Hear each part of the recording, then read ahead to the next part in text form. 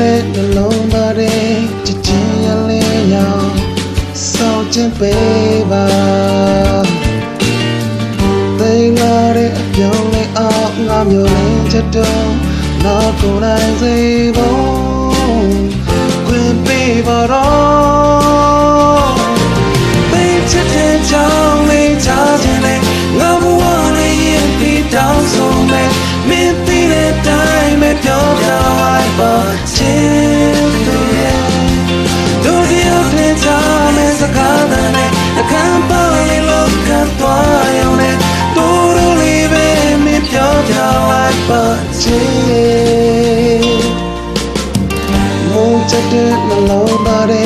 ချစ်ချင်းရဲ့လေးကိုစောင့်ခြင်းပေးပါရှက်တဲ့ပါလေးများငါအနာများတွေ့နောက်ကိုယ်တိုင်စေဖို့